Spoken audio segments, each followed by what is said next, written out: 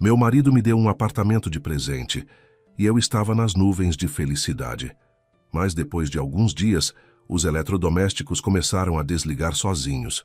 Chamei um eletricista e assim que ele abriu o quadro de distribuição, ficou pálido e perguntou: "Seu marido te deu esse apartamento de presente?"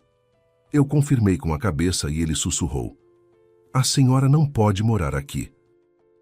Passe a noite em outro lugar e não diga ao seu marido que estive aqui." Bem-vindos ao canal Recanto das Histórias. Antes de começarmos, escreva nos comentários de onde você está nos assistindo. Isso nos interessa muito. Desejamos a você uma boa escuta desta história envolvente. Ela tinha 34 anos. Até pouco tempo atrás se considerava a mulher mais feliz do mundo. É estranho como tudo pode mudar tão depressa.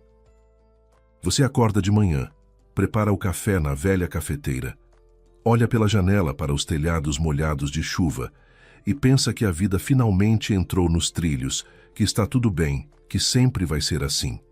E então, uma tampinha aberta no quadro elétrico e você está parada no meio do corredor com as mãos tremendo, percebendo que o homem com quem você adormecia todas as noites por 7 anos queria te matar. Mas isso viria depois. Por ora, vamos ao começo.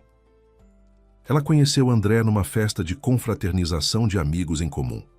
Era inverno, fim de dezembro, num restaurantezinho na periferia da cidade, onde se reuniu um grupo de umas 30 pessoas. Alguém estava comemorando o aniversário, combinando a festa com o jantar de fim de ano. Catarina foi com a colega de trabalho Olívia, que conhecia a aniversariante desde a escola. Ela não queria ir. Estava cansada depois do fechamento de balanço do trimestre. Queria apenas deitar no sofá e ligar uma série. Mas Olívia a convenceu. Disse que ela precisava arejar a cabeça, que não dava para viver como uma aposentada aos 30 anos.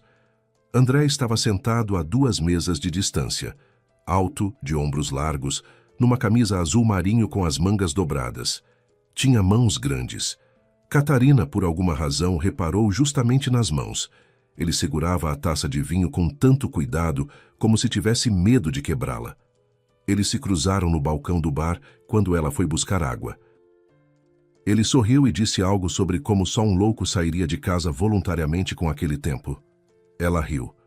Puxaram conversa. Ele trabalhava numa construtora, cuidava de contratos de reforma de espaços comerciais, escritórios, lojas, galerias.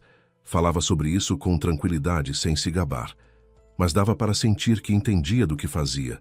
Falava baixo, olhava direto nos olhos, não interrompia. Um daqueles homens perto de quem você se sente mais calma. Como se alguém grande e confiável tivesse se colocado entre você e o resto do mundo. Ele pediu o número dela, ligou no dia seguinte. Não mandou mensagem, não enviou um emoji, ligou de voz. Isso a conquistou. Começaram a se ver.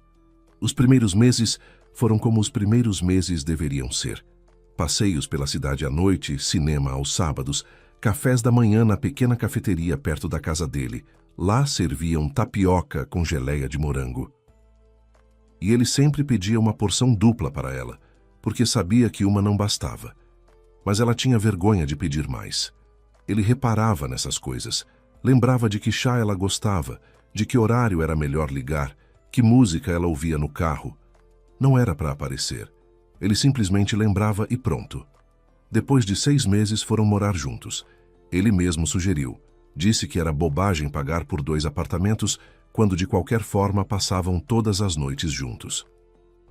Foram morar no apartamento de um quarto dele, num bairro residencial. O apartamento era pequeno, mas bem cuidado. André mesmo tinha feito a reforma. Tudo arrumado, tudo no lugar. O azulejo do banheiro estava perfeito, as tomadas niveladas. Até a prateleira para temperos na cozinha era feita por ele, de madeira clara envernizada. Ele sabia fazer tudo com as próprias mãos. Consertar torneira, trocar fechadura, instalar máquina de lavar. Nunca chamou um técnico em todos esses anos. Dizia: "Para que pagar alguém por algo que você mesmo pode fazer?" Catarina trabalhava como contadora numa clínica particular. Trabalho tranquilo, monótono. Números, relatórios, conferências, planilhas.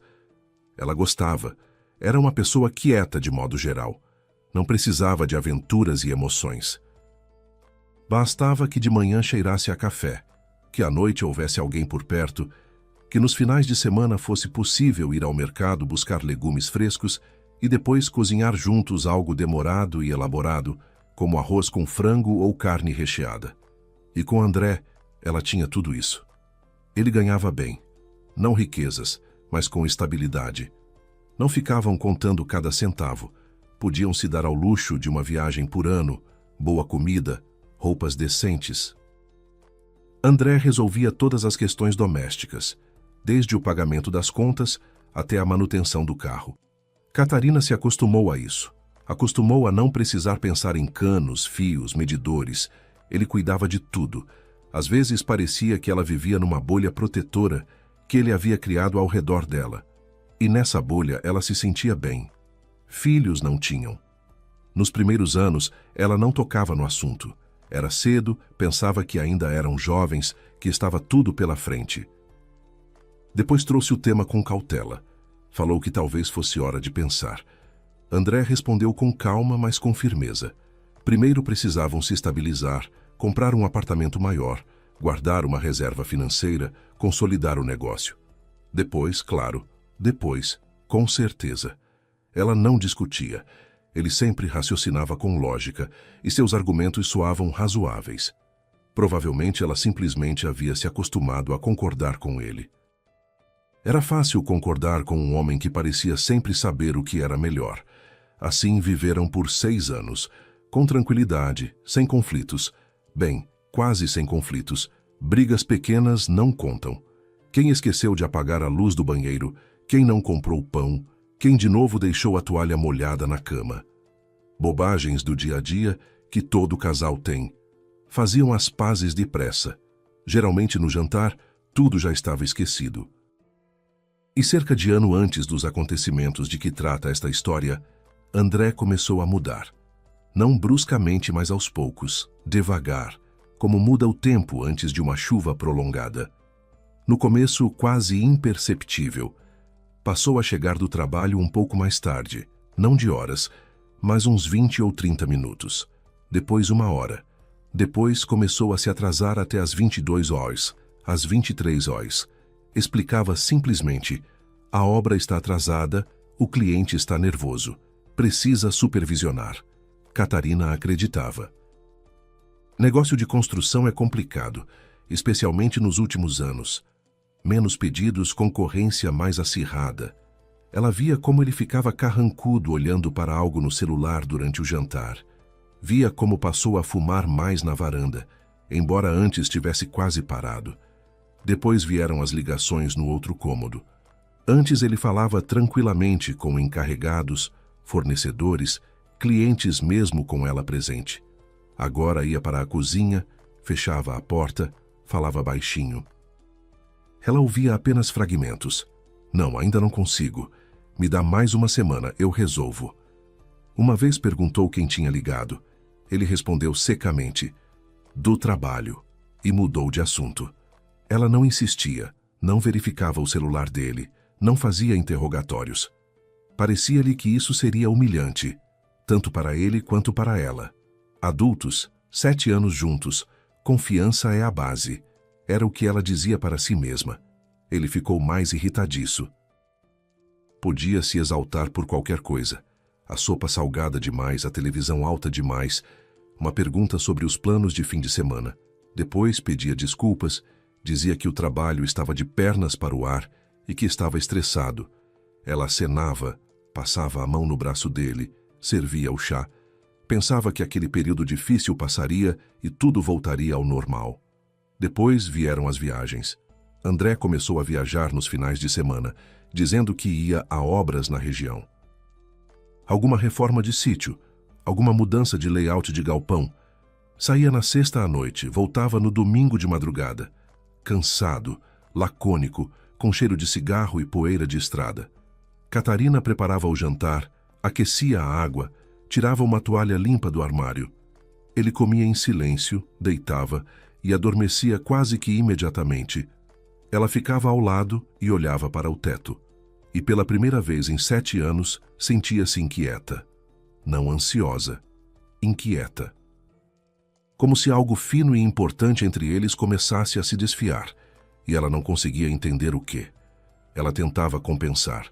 Cozinhava o prato favorito dele, feijoada com couve e laranja, carne assada em panela de barro, bolo de mel, segundo a receita da mãe dele. Não fazia perguntas desnecessárias, sorria quando ele chegava, criava em casa aquela quietude e paz que ele, pensava ela, buscava. Achava que se fosse boa esposa o suficiente, tudo se resolveria. Se não pressionasse, não exigisse, não ficasse bisbilhotando, ele daria conta sozinho e depois lhe agradeceria pela paciência. E então chegou aquela noite de meados de março, uma quinta-feira comum. Lá fora, garoa misturada com chuva, os postes acesos em amarelo. No parapeito da janela, um vaso com violeta que ela comprara na semana anterior. Catarina estava sentada na cozinha com o notebook, finalizando o relatório trimestral que precisava entregar na sexta. André chegou mais cedo do que de costume, por volta das 7. Ela ouviu a porta de entrada bater, ele tirar os sapatos, pendurar o casaco. Ele entrou na cozinha com um buquê, crisântemos brancos, fartos, frescos, em celofane crocante, e uma pasta de documentos na outra mão. Catarina levantou os olhos da tela. Ele estava de pé na entrada e sorria. Fazia tempo que ela não o via assim, tranquilo, quase radiante. "Cati, quero te dar um presente", disse ele, e colocou a pasta sobre a mesa. "O que é isso?" Ela pôs o notebook de lado e puxou a pasta. "Abre." Dentro havia documentos. Ela começou a ler e não acreditou. Contrato de compra e venda de um apartamento. 2 quartos num novo condomínio residencial na periferia da cidade. O prédio estava entregue havia 6 meses. Acabamento completo. É só chegar e morar. E estava registrado inteiramente no nome dela. Catarina Menezes, proprietária única. Releu 2 vezes. Depois, levantou os olhos para André.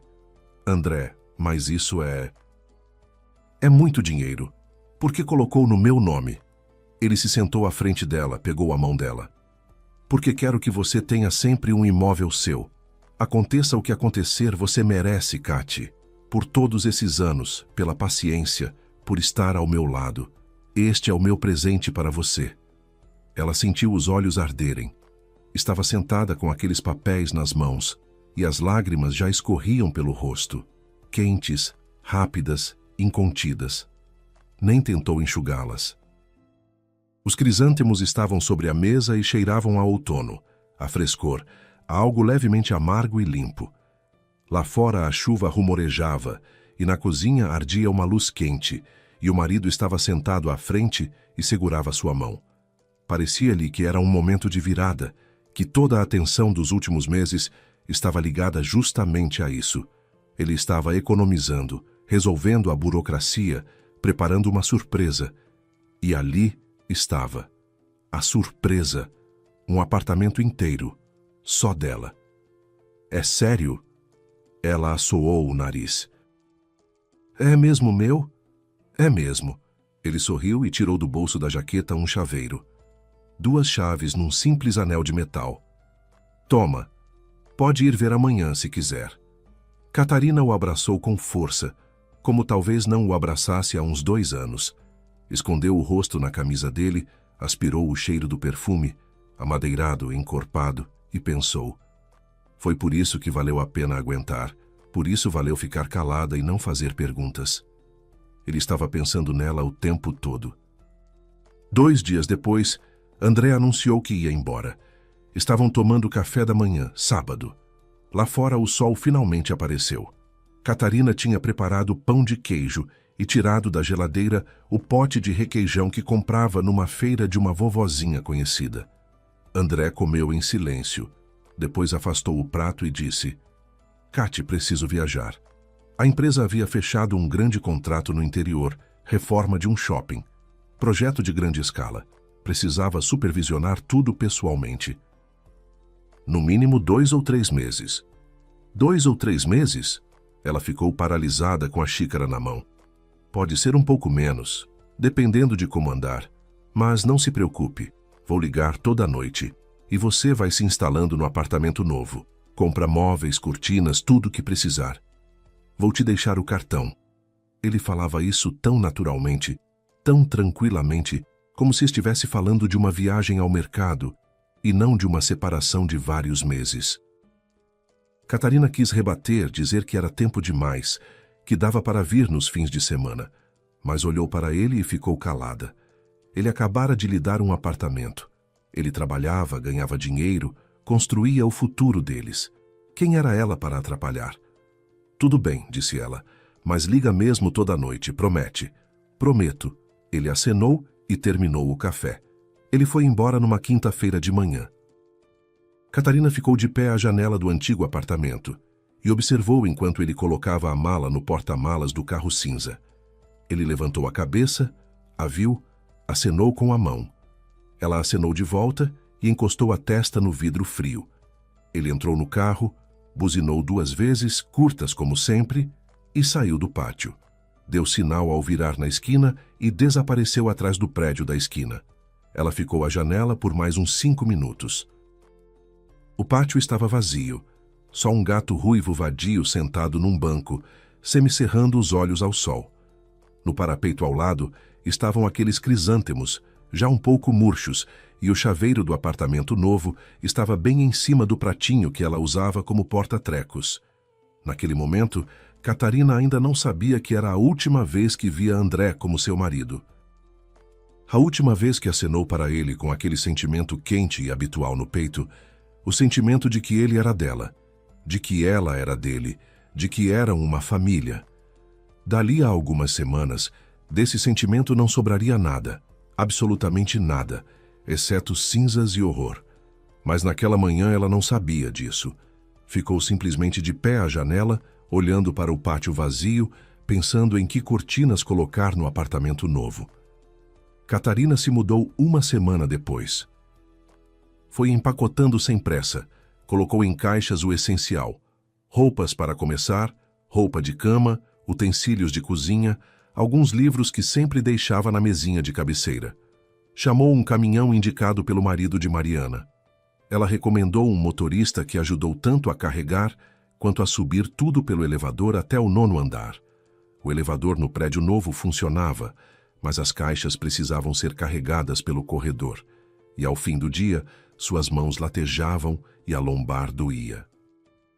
Mas quando fechou a porta atrás do carregador e ficou sozinha no meio do apartamento vazio, o cansaço se dissipou. Andou pelos cômodos descalça.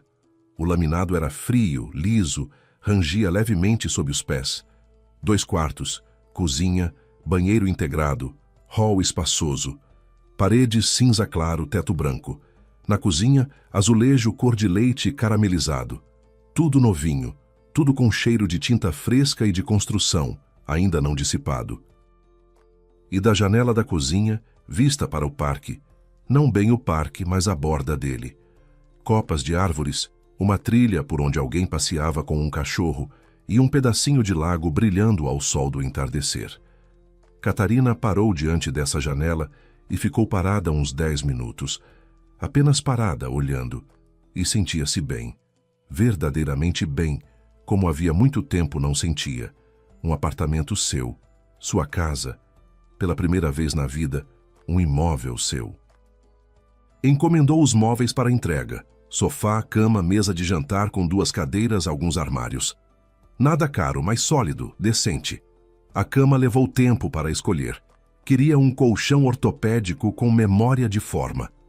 No antigo apartamento, ela e André tinham um sofá-cama deformado, que pela manhã doía nas costas, e ela havia anos sonhava com uma cama de verdade. Agora podia se dar a esse luxo. Entregaram tudo no 3º dia. 2 rapazes montadores armaram os móveis em poucas horas. Enquanto isso, Catarina lavava as janelas, comprou um produto especial com amônia, um pano de microfibra e esfregou os vidros até chiar. Depois pendurou cortinas. Escolheu de linho, bege claro, sem estampa. Deixavam a luz entrar suavemente e davam ao cômodo um tom quente e aconchegante. No parapeito da janela do quarto, colocou um vasinho de manjericão, comprado numa loja de utilidades no caminho. Não para cozinhar, só para que cheirasse a algo vivo. Toda noite ela ligava para André. Ele atendia, mas era rápido, como se falasse andando. Ao fundo ouviam-se vozes, barulho. Como você está por lá? Perguntava Catarina. Tudo bem. Uma bagunça danada. Os trabalhadores, um por um, são uns preguiçosos. Mal dou conta. E quando você pode vir? Por enquanto, não sei, Cati. Tem trabalho que não acaba. Vou ligar quando ficar mais claro. Tudo bem. Vou te mandar fotos. Comprei cortinas. Ficou lindo, imagina. Manda sim. Tudo bem, preciso ir.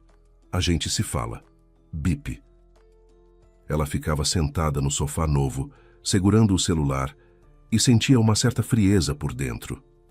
Não mágoa, mais um vazio. Mas logo se repreendia. O homem está trabalhando, cansado. Não está a fim de conversa. Não precisa ficar inventando moda. Mandou 3 fotos da cozinha com as cortinas novas, a vista da janela, o manjericão no parapeito. Ele leu depois de 2 horas e respondeu com uma palavra. Bonita, sem ponto, sem emoji. Apenas bonita. Catarina afastou o celular e foi arrumar os livros na prateleira. Os primeiros 2 dias no apartamento novo foram maravilhosos. Ela ia às lojas, escolhia detalhes, toalhas, tapete para o hall, conjunto de porta-temperos, suporte para escovas de dente. Cada coisa comprada trazia uma alegria desproporcional, como se ela não estivesse apenas montando o apartamento, mas reunindo peça por peça algo maior. O seu mundo, o seu espaço. Um lugar onde tudo era dela e tudo era como ela queria. No 3º dia começaram as estranhezas. De manhã, Catarina colocou roupa para lavar. Havia acumulado durante a semana. Lençol, toalha, algumas camisetas. A máquina ficava no banheiro, instalada desde o início pela construtora. No apartamento com acabamento completo já havia saída para a máquina de lavar e uma tomada separada com aterramento. Apertou o botão, selecionou o programa e a máquina passou a roncar, enchendo de água. Tudo normal. Uns 10 minutos depois, ela estava na cozinha cortando tomates para a salada, quando percebeu o silêncio. Não silêncio absoluto, mas justamente a ausência daquele ronco regular que a máquina funcionando faz. Foi ao banheiro. A máquina estava parada. O visor apagado, o tambor imóvel. Por dentro espumava a água com sabão. Apertou o botão. Nenhuma reação. Tirou o plugue da tomada. Esperou 1 minuto. Colocou de volta. Nada. Depois tirou parte da roupa, pensando que talvez a máquina estivesse sobrecarregada. Ligou de novo. A máquina voltou a funcionar, o visor acendeu, ela começou a trabalhar. Catarina ficou sobre ela mais 1 minuto, deu de ombros e voltou para a cozinha. Acontece, pensou. Equipamento novo pode ter birra ainda, ou a tomada tem mau contato. Bobagem. Na manhã seguinte, a luz piscou. Ela estava na cozinha servindo café da cafeteira italiana, para a xícara branca com o fundo rachado que trouxera do apartamento antigo, a xícara favorita. Estava derramando quando, clique. A luz se apagou e acendeu logo em seguida. Não chegou nem a apagar, só piscou. Como se alguém tivesse acionado o interruptor para lá e para cá, rápido, num único movimento. A lâmpada sobre a mesa piscou, a geladeira apitou baixinho e continuou a roncar. Catarina ficou paralisada com a cafeteira na mão. O café corria num fio fino para além da xícara na bancada. Pôs a cafeteira de lado, secou a poça com papel toalha e ficou escutando. Silêncio. A geladeira funcionando.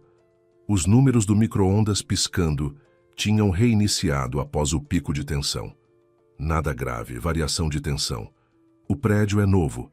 Talvez nem tudo esteja ajustado ainda. Acontecem construções novas. Ela tinha lido isso. Limpou a bancada mais uma vez, tomou o café e tentou não pensar no assunto. Mas naquela mesma noite, aconteceu algo que a deixou com um verdadeiro mal-estar pela primeira vez. Ela ligou a chaleira elétrica, uma comum de plástico branco que trouxera do apartamento antigo. Colocou na base, apertou o botão. A chaleira começou a aquecer, e então ela ouviu um som. Não da chaleira, da tomada. Um zumbido baixo, surdo. Nem mesmo zumbido, uma vibração dessas que fazem a parede tremer levemente, quase imperceptível, no limite do audível. Mas Catarina a ouviu, porque na cozinha estava quieto, sem televisão, sem música, só a chaleira e aquele som. Chegou mais perto, se abaixou até a tomada. O zumbido vinha dali, com certeza. Puxou o plugue. A chaleira parou, e depois de alguns segundos, o zumbido também cessou. Ela ficou parada diante daquela tomada como diante de algo vivo, e no estômago tinha uma sensação fria e desagradável. Não medo ainda, mas um pressentimento. Depois ligou a chaleira em outra tomada na parede do lado oposto. Ela ferveu normalmente. Nenhum zumbido. Catarina expirou e decidiu que havia algo errado com a primeira tomada e que chamaria um técnico. Mas não agora. Amanhã, de manhã, com a cabeça descansada. Amanhã ela não esperou. À noite, por volta das 3 horas, Catarina acordou com um estalo. Alto, nítido, como se alguém tivesse batido palma num cômodo vazio. Abriu os olhos e percebeu que o apartamento estava escuro. Não apenas escuro, morto. Sem a lampadinha do carregador, sem a luz do roteador, sem o indicador verde do micro-ondas que sempre acendia lá da cozinha. Escuridão total. Ficou deitada alguns segundos ouvindo. O silêncio era absoluto, sem a geladeira, sem a ventilação, sem a luz do poste lá fora que normalmente iluminava levemente o teto. Depois percebeu. A luz não tinha sumido do apartamento todo. No quarto, sim. Na cozinha, sim.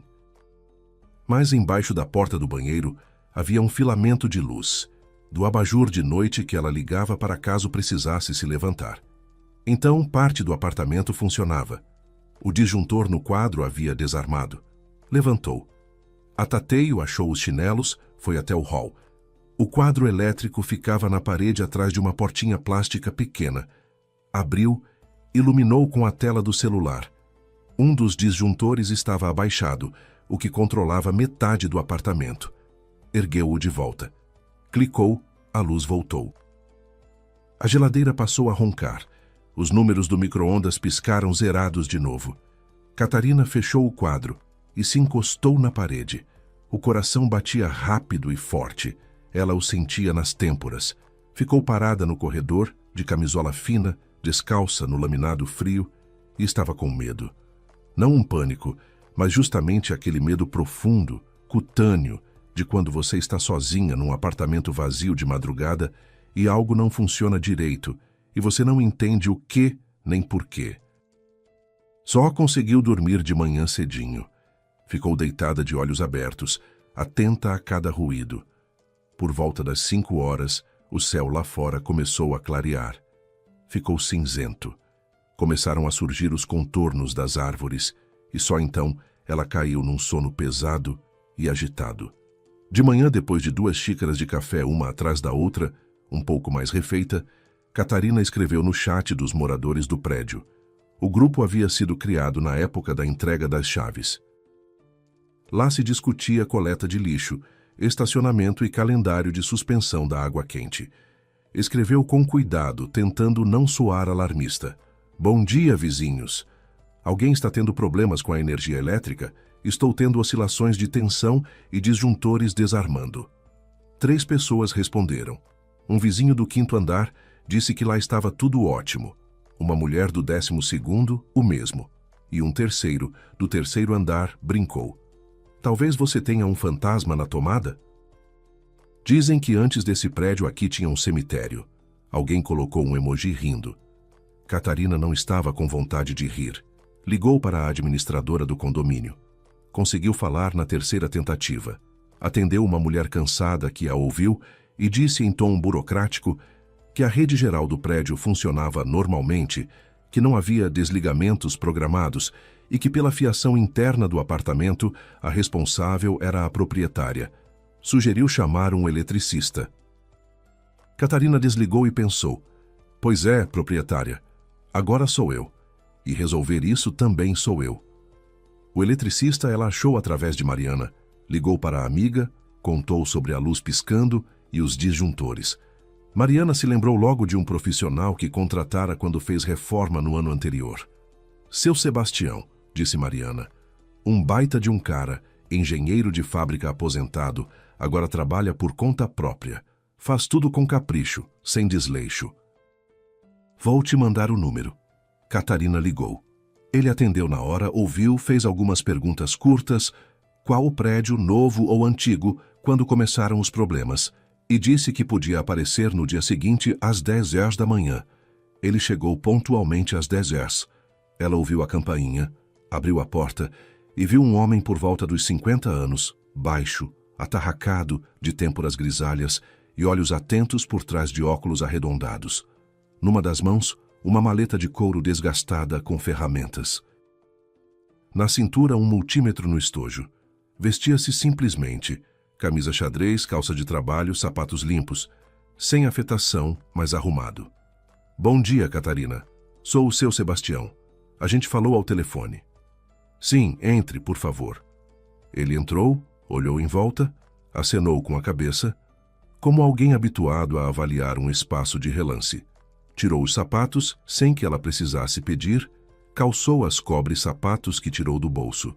Catarina reparou nisso, um detalhe, mas que diz muito de uma pessoa. Ela lhe contou tudo em ordem. A máquina de lavar que desligou, a luz que piscou, o zumbido na tomada da cozinha, o estalo noturno do disjuntor e o apartamento sem luz pela metade. Ele ouvia, acenava, não interrompia. Fez algumas perguntas curtas. Quando exatamente começou, que aparelhos ligava ao mesmo tempo? Houve faíscas ou cheiro de queimado? Ela respondeu: sem faíscas, sem cheiro, só essas falhas. Entendido, disse ele. Vamos olhar o quadro. Catarina o levou ao hall. O quadro era padrão. Um quadro plástico branco na parede, atrás de uma portinha pequena com fecho magnético. Seu Sebastião o abriu, colocou os óculos, se inclinou levemente e examinou o interior. E parou. Ela ficava de pé a 1,5 metros dele e viu como o rosto dele mudou. Ele não se sobressaltou, não exclamou, não disse nada. Simplesmente parou, como alguém que de repente vê algo que absolutamente não esperava ver. Ficou imóvel alguns segundos, depois retirou os óculos devagar, os limpou na barra da camisa e os colocou de volta. Tirou da maleta uma lanterna, pequena, de metal, e iluminou o interior do quadro. No corredor, estava quieto. Só da cozinha vinha o tic-tac do relógio de parede. Ela o comprara na semana anterior. Simples, redondo, mostrador branco. Seu apartamento foi presente do seu marido? Ele perguntou sem se virar. A pergunta soou tão inesperada que Catarina não entendeu imediatamente. O quê? Sim. Por que o senhor pergunta? Ele apagou a lanterna, se virou para ela. O rosto estava sério, concentrado, sem sombra de sorriso. Olhou-a nos olhos e disse em voz baixa, mas tão claramente que cada palavra ficou gravada na memória. A senhora não pode morar aqui. Passe a noite hoje em outro lugar e não diga ao seu marido que estive aqui. As pernas enfraqueceram. Ela se apoiou na parede, porque pareceu que o chão escorregou para o lado. O quê? Por quê? O que há aí? Ele a chamou com um gesto. Calmo, discreto, como um médico que quer mostrar a um paciente uma radiografia. Tirou da maleta uma chave de fenda fina e apontou para os fios dentro do quadro. Está vendo este fio? O amarelo-verde que sai do barramento de aterramento? Catarina acenou que sim, embora estivesse vendo apenas um fio colorido entre outros fios coloridos. Este é o aterramento. Deveria estar conectado aqui. Ele apontou para uma régua metálica. Mas olhe com atenção. Ele está desconectado, não rompido, não queimado, cuidadosamente desconectado. O parafuso está afrouxado exatamente o suficiente para perder o contato, mas visualmente tudo parece normal. Se não olhar com atenção, não vai notar. Ela olhava e não entendia nada. Fios, parafusos, barramentos. Para ela, era outro idioma. Agora, aqui. Ele apontou para o fio azul. Este é o neutro. Vai ao barramento neutro. E aqui acontece a mesma coisa. O contato está afrouxado. Não completamente, mas o suficiente para que ele ora funcione, ora não. Com vibração, com carga, o contato se perde. Daí o seu piscar, os desligamentos, tudo isso. Mas pode ser defeito de fábrica, montagem ruim. Catarina agarrava-se a qualquer explicação simples, como quem está se afogando se agarra a um galho. Ele balançou a cabeça. Venha, vou te mostrar mais uma coisa. Foram ao banheiro. Pequeno, arrumado, revestido de azulejo claro. A máquina de lavar à esquerda, a pia com espelho à direita. Acima da pia, a tomada. Seu Sebastião pegou a chave de fenda, removeu a tampa de plástico da tomada, examinou, iluminou com a lanterna e soltou um assobio baixo. Olha aqui, vê o fio de aterramento? Está conectado não ao contato de aterramento, mas ao de fase. Entende o que isso significa? Catarina balançou a cabeça em silêncio. Significa que a carcaça de qualquer aparelho que a senhora ligar nessa tomada fica com 220 volts.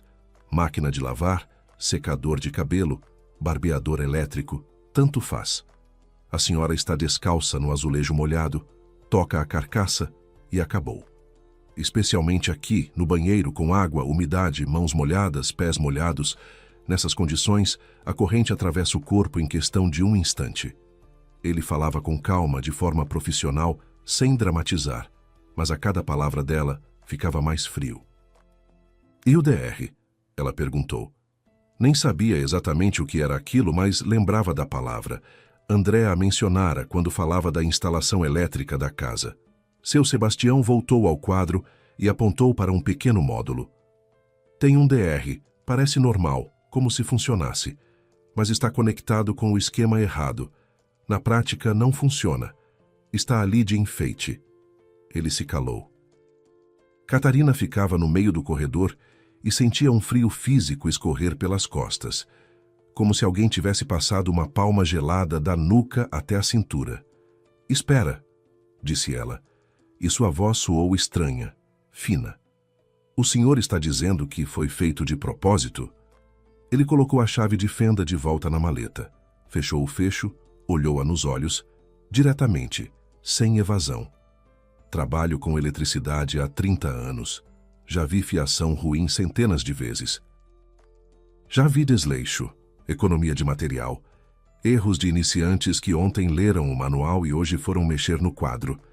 Mas o que está aqui não é desleixo.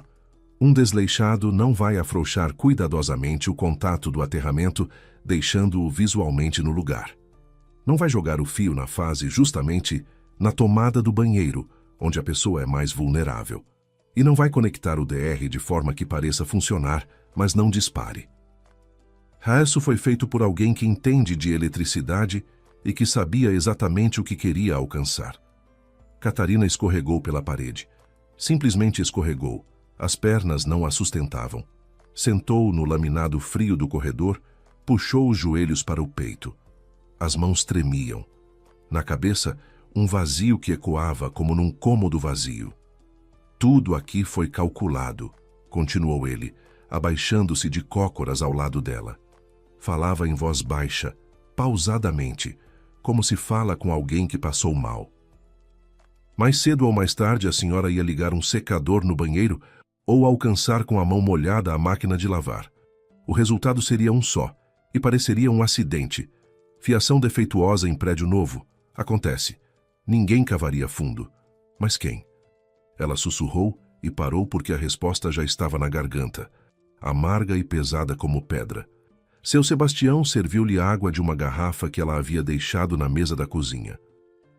O copo que ele lhe passou tremia levemente nas mãos dela. Ou eram as mãos que tremiam. Ela não conseguia discernir. Não sou investigador, disse ele, e não vou acusar ninguém. Mas a senhora mesma disse. O apartamento foi um presente do seu marido. Ele tinha acesso a ele antes da sua mudança. Reforma você não fez. Técnicos externos não chamou. As conclusões são suas. Ele a ajudou a se levantar. Esperou ela terminar a água. Depois disse com precisão ponto por ponto, como quem dá instruções. Hoje junte as coisas e vá embora. Não ligue nada, nem a chaleira, nem a luz do banheiro. Nada, absolutamente nada. Amanhã contrate um perito eletricista independente que elabore um laudo oficial. Com esse laudo, vá à polícia. E não ligue para o seu marido. De jeito nenhum. Se ele souber que alguém verificou a fiação, pode tentar apagar os rastros ou fazer algo mais. Catarina acenava mecanicamente, como uma boneca. Ouvia cada palavra, mas tudo era como se fosse através de uma parede d'água. Os sons chegavam, mas o sentido atrasava. Antes de ir embora, ele tirou o celular e fotografou tudo. O quadro, visão geral e cada fio em detalhe. A tomada do banheiro, a tampa removida, as conexões, as cores dos fios. O DR fez umas 2 dezenas de fotos em ângulos diferentes, à luz da lanterna. Isto é para você. Enviou as fotos para ela. Só por precaução. Se alguém decidir refazer a fiação antes da chegada dos peritos, você terá provas de como estava hoje. Catarina foi ao seu bolso. Ele olhou para o dinheiro e balançou a cabeça. Guarda, não vou aceitar nada. Faça o que eu disse. E faça rápido. Ele foi embora. A porta se fechou e ela ficou sozinha naquele apartamento. No apartamento que seu marido lhe dera de presente. No apartamento que deveria ser seu lar, mas que se tornara uma armadilha. Ficou parada no hall por uns 5 minutos, olhando para a portinha fechada do quadro. Depois virou, foi para o quarto e começou a arrumar as coisas. As mãos tremiam tanto que ela não conseguia fechar o zíper da bolsa. Enfiou a roupa de qualquer jeito, os documentos, o carregador do celular. Calçou os sapatos, colocou o casaco, não apagou a luz. Teve medo até de tocar no interruptor. Simplesmente saiu e fechou a porta. No hall de entrada cheirava a gesso fresco e ao jantar de alguém. Um vizinho estava fritando batatas. Cheiro comum, doméstico, quente, mas por dentro havia um nada gelado e estridulante. Catarina chegou à casa de Mariana por volta das 8 da noite. Tinha ligado do táxi. Na primeira tentativa não conseguiu. Os dedos erravam os botões. A amiga atendeu imediatamente, com voz alegre. Ao fundo havia televisão ligada, barulho de louças. Cati, oi, e então, como está o apartamento? Já está se instalando. Mari, posso ir até a sua casa? Agora mesmo. Mariana ficou 1 segundo em silêncio. Provavelmente percebeu algo na voz dela, porque a televisão ao fundo se calou. Vem, estou em casa. Ela abriu a porta antes mesmo de Catarina apertar a campainha. Devia estar esperando pelo olho mágico. Olhou para ela e não perguntou nada. Simplesmente pegou a bolsa das mãos dela, a puxou para dentro, assentou na cozinha, pôs a chaleira, tirou do armário o chá de hortelã. Ela sabia que Catarina gostava de hortelã desde a faculdade. Estudaram juntas no curso de Ciências Contábeis, moravam em quartos vizinhos na República Estudantil e nas noites tomavam esse chá em canecas iguais compradas na barraquinha da rodoviária. Catarina começou a contar, confusa, desordenada, pulando de um assunto para outro. A máquina de lavar, a luz piscando, o seu Sebastião, o quadro, a tomada do banheiro. Parou algumas vezes porque a garganta fechava. Mariana ficava sentada à frente, segurando a caneca com as 2 mãos e ouvia. Não interrompia, não exclamava, não se desesperava. Simplesmente ouvia, concentrada, em silêncio. Quando Catarina terminou, uma pausa pesou na cozinha. Lá fora, no pátio, um cachorro latia. Na geladeira, um ímã-relógio em forma de gato, que a filha de Mariana trouxera de uma viagem, marcava o tempo. Cati, disse Mariana por fim, não é hora de chorar. É hora de agir. Disse isso com tanta simplicidade, tão no dia a dia, como se estivesse falando de um cano furado ou uma fechadura quebrada.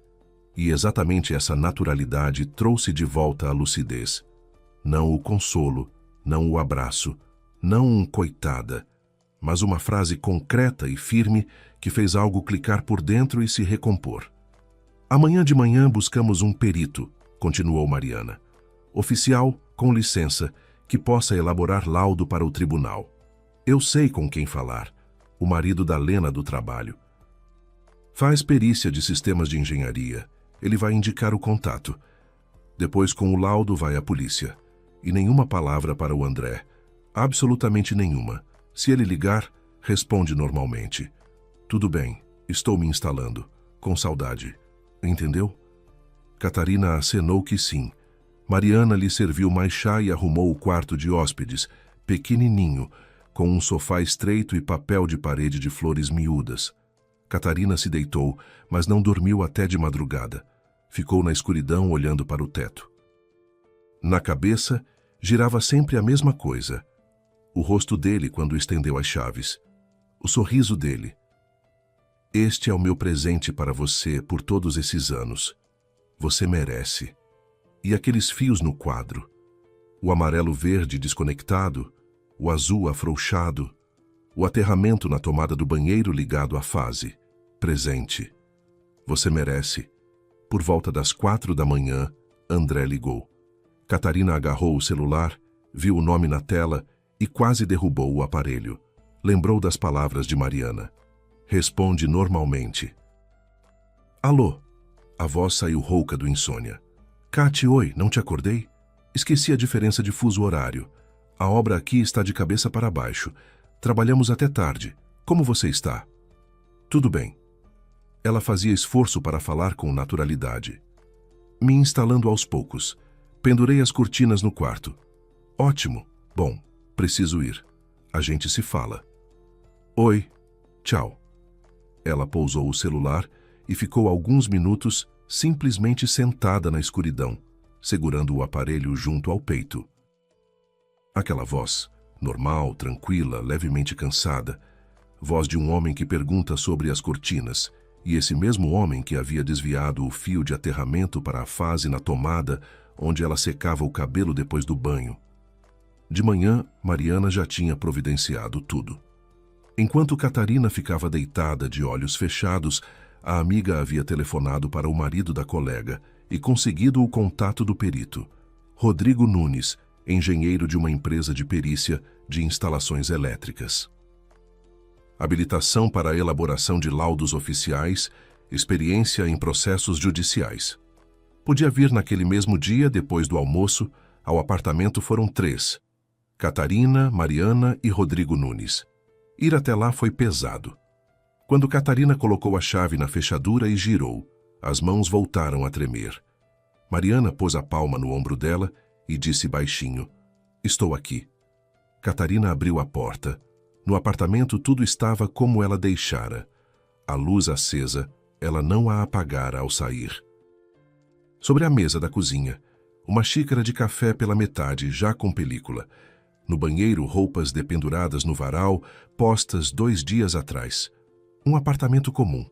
Só que agora Catarina o via com outros olhos, como cena de um crime. Rodrigo Nunes era um homem por volta dos 40 anos, ágil, de óculos com armação fina, eficiente, lacônico. Deu-lhe um aperto de mão, a ouviu brevemente, pediu que lhe mostrasse o quadro e que não atrapalhassem. Trabalhou quase 2 horas. Abriu o quadro, removeu as tampas das tomadas por todo o apartamento, verificou cada uma. No banheiro demorou especialmente. Fazia medições com um multímetro, depois pegou outro aparelho, um megômetro, como explicou, e verificava a resistência de isolamento. Anotava tudo no caderno, fotografava com câmera profissional. Catarina e Mariana ficaram sentadas na cozinha em silêncio. Mariana segurava a mão da amiga. Quando ele terminou, veio até elas e se sentou à mesa. Pôs diante de Catarina um formulário com os resultados. Confirmo tudo o que foi identificado pelo seu eletricista, disse com tom oficial e neutro. O aterramento no quadro está desconectado intencionalmente. O condutor neutro está fixado com torque insuficiente. Contato instável. Na tomada do banheiro, o fio de aterramento está ligado ao terminal de fase. O dispositivo de proteção à corrente diferencial residual está conectado com irregularidade no esquema. Na prática, é inoperante. Tem certeza de que não foi erro dos construtores? Perguntou Mariana. Pode ter sido um desleixo na obra. Descartado, disse ele balançando a cabeça. O apartamento foi entregue com acabamento completo. Passou por vistoria com medições elétricas. O construtor tem o protocolo. Erros de instalação acontecem. Fios trocados, contato fraco pela pressa. Mas tem outra aparência. Aqui, as alterações foram feitas numa fiação já pronta e aprovada, e foram feitas de maneira correta. A pessoa conhecia o esquema de proteção e o neutralizou de forma deliberada. Ele prometeu preparar o laudo completo em 3 dias úteis, com assinatura, carimbo e documentação fotográfica. Documento para a polícia e para o tribunal. Na polícia, Catarina foi na manhã seguinte. Estava com medo. Não como no apartamento diante do quadro, de outra forma. Era o medo de cruzar um limiar. Fazer um boletim de ocorrência contra o próprio marido não é apertar um botão, é cortar a corda que te sustenta por 7 anos, mesmo que essa corda tenha se revelado um laço. Mariana foi com ela. Ficou no corredor da delegacia num banco de madeira duro durante as 3 horas em que Catarina prestava depoimento. Às vezes, ela olhava para o corredor. A amiga estava lá. Lendo algo no celular, bebendo água de uma garrafinha plástica. Uma vez cruzaram os olhares e Mariana ergueu o polegar. A delegada, uma mulher jovem chamada Isabela Fonseca, levou a sério. Ouviu sem interromper, anotou tudo. Aceitou as fotos de seu Sebastião, o laudo preliminar de Rodrigo Nunes. Designou uma perícia adicional, desta vez pelo departamento investigativo. E então começou a fazer perguntas. E essas perguntas deixaram Catarina ainda pior do que os fios no quadro. Diga-me, seu marido entende de eletricidade? Sim, trabalha numa construtora. Não é eletricista de formação, mas nos canteiros está sempre presente. Sabe como tudo funciona. Em casa sempre consertava tudo sozinho, trocava tomadas, instalava equipamentos. Entendido. E diga, vocês têm seguro de vida? Catarina parou. Seguro. 6 meses atrás, André chegou em casa com papéis do banco. Disse que era um seguro padrão, ofertado na contratação do crédito. Assina, Cati, é formalidade. Todo mundo faz. Ela assinou sem nem ler. Confiava nele. Beneficiário, André. Sim. A voz caiu a um sussurro. Tem. 500 mil reais. Isabela anotou. Seu rosto não mudou. Era profissional, não demonstrava emoções. Mas a caneta por um segundo parou sobre o papel. Mais uma pergunta. Você sabe da situação financeira do seu marido? Se ele tem dívidas, créditos? Não. Quer dizer, não sei ao certo. Ele nunca me contava os detalhes. Dizia que os negócios iam bem. Vamos verificar, disse ela. Verificaram. E foi então que tudo finalmente se encaixou, e a imagem que Catarina se recusara a ver se revelou até o último detalhe. A construtora de André trabalhava no vermelho havia 2 anos. Os contratos acabavam, os novos não chegavam. Ele contraíra dívidas para a empresa e para si mesmo. A dívida total passava de 300 mil reais. 3 meses atrás, o banco o havia processado. As cobradoras ligavam diariamente, naquele mesmo celular com o qual ele saía para o outro cômodo.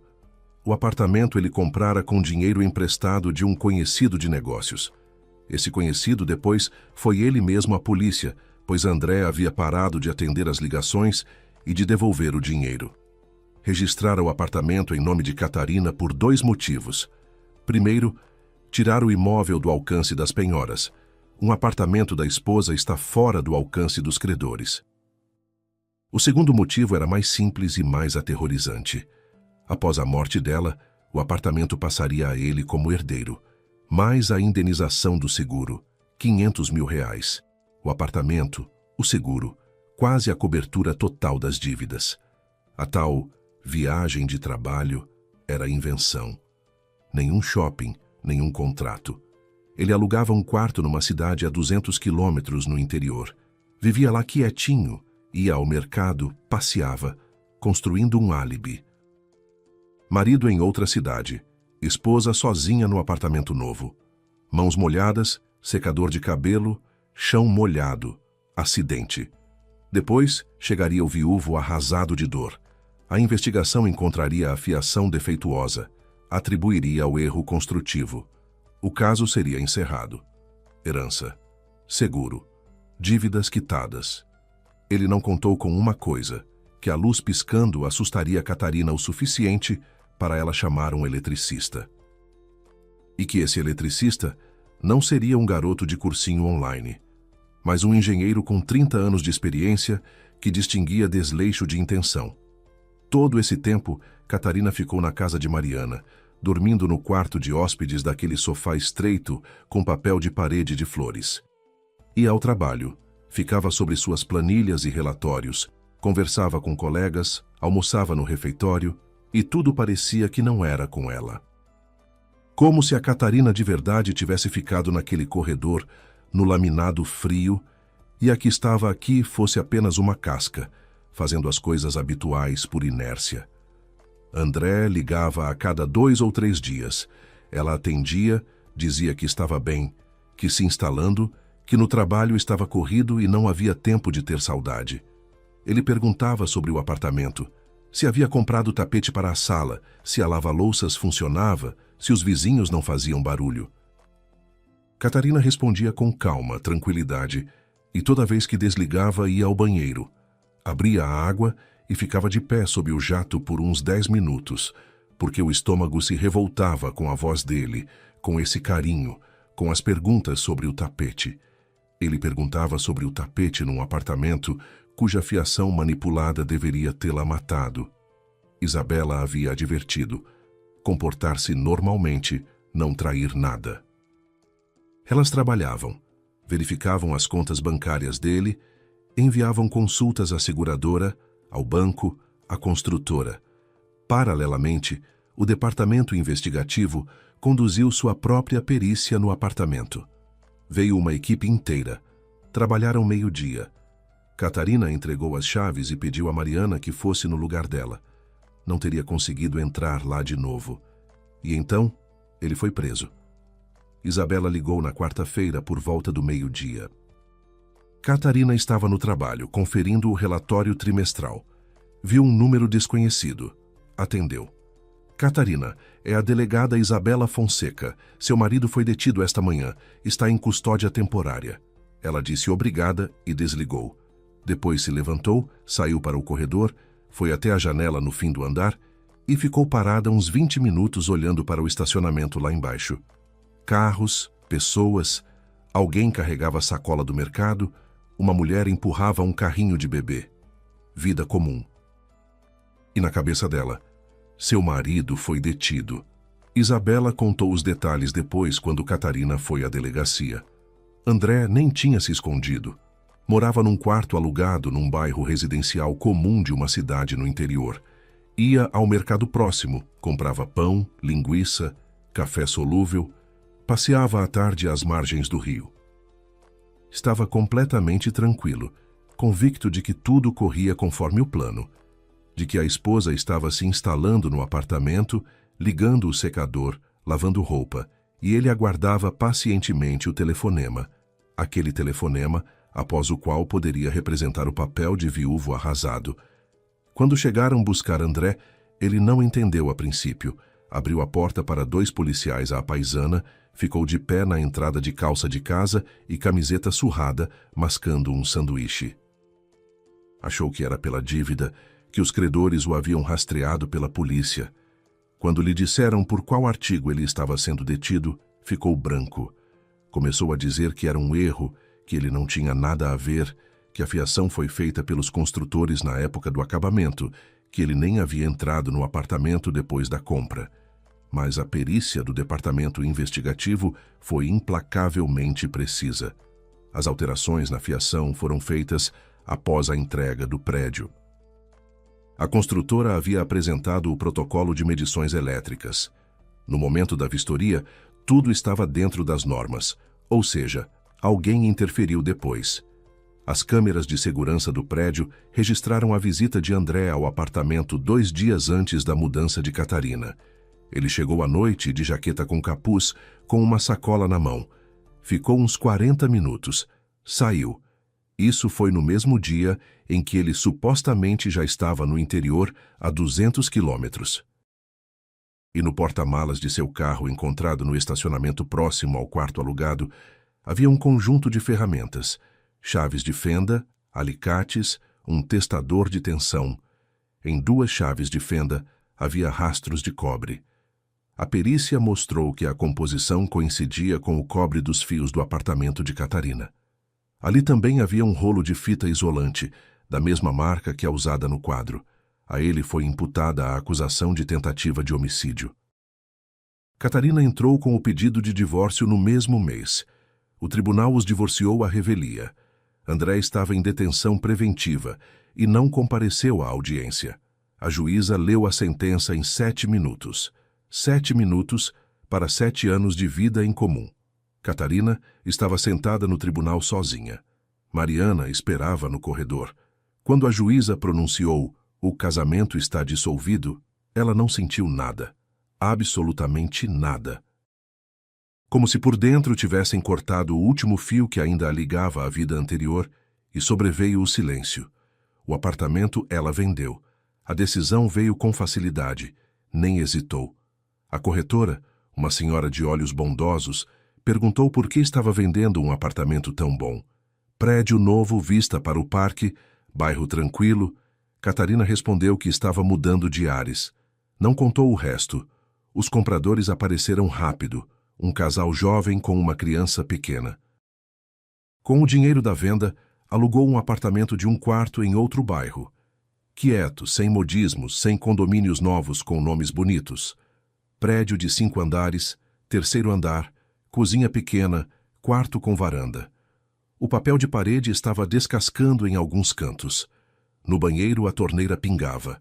Na cozinha, a geladeira velha roncava. Mas tudo funcionava. A luz não piscava. As tomadas não zumbiam. Os disjuntores não estalavam de madrugada. Na primeira noite naquele apartamento, Catarina ficou sentada na cozinha num banquinho e tomou chá numa caneca que comprara na loja de utilidades mais próxima. Simples, branca, sem estampa. Lá fora havia um pátio comum, com um parquinho, alguns bancos, um ipê velho que crescia provavelmente desde antes de o prédio ter sido construído. Um poste brilhava em amarelo, projetando sombras no asfalto. No parquinho não havia ninguém, só o balanço que se movia levemente com o vento, rangendo. Nada de bonito, nada de especial, mas ela ficou sentada olhando para aquele pátio e sentia uma paz como não sentia havia muito tempo. Para seu Sebastião, Catarina ligou 1 mês depois. Demorou para tomar coragem. Não sabia o que dizer. Discou o número dele à noite depois do trabalho. Ele atendeu após o 3º sinal. Seu Sebastião, sou a Catarina. O senhor foi ao meu apartamento, verificou a fiação. Lembra? Lembro, disse ele. Como a senhora está? Ela contou em poucas palavras. A perícia, a polícia, a detenção, o divórcio. Ele escutou em silêncio. Obrigada, disse ela. O senhor salvou a minha vida, sem exagero. Ele ficou calado alguns segundos, depois disse: Sabe, eu podia não ter percebido se estivesse com pressa naquele dia. Se não tivesse examinado o quadro com tanta atenção, podia ter simplesmente ajustado os contatos, recebido o dinheiro e ido embora, e a tomada do banheiro teria ficado como estava. A Catarina faltou o ar, porque ele tinha razão. Um técnico apressado, um olhar desatento, e tudo poderia ter acabado de outra forma, de um jeito completamente diferente. Não precisa agradecer, disse ele depois de uma pausa. Simplesmente viva. E ela viveu. Passaram-se vários meses. O julgamento de André ainda corria. A investigação se arrastava. O advogado ganhava tempo. As perícias eram refeitas. Para Catarina, isso já era quase indiferente. Não de todo. Às vezes, quando Isabela ligava para comunicar mais um adiamento de audiência, algo se contraía por dentro. Mas não era dor, mais um eco, uma reverberação. ela voltou ao trabalho, fechava balanços, checava contas, tomava café com os colegas no intervalo do almoço. À noite voltava para seu pequeno apartamento alugado e preparava o jantar. Algo simples: arroz com feijão e ovo, macarrão com queijo, sopa do que havia na geladeira. Ligava o rádio na cozinha. Não televisão, mas justamente o rádio, um hábito antigo que pegara de Mariana.